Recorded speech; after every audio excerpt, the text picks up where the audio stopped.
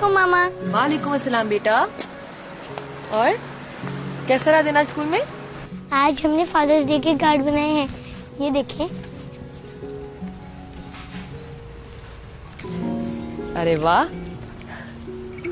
ये तो बहुत ही प्यारा है। अब गिफ्ट क्या लें?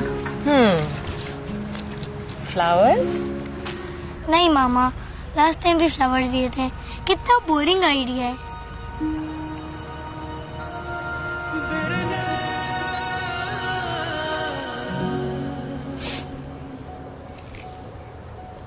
सॉरी मामा, मैंने आपको सैड कर दिया।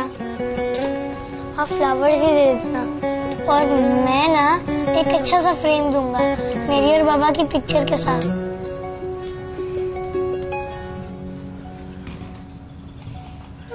I think that's a great idea.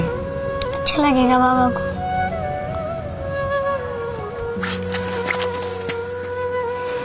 बहुत अच्छा लगेगा।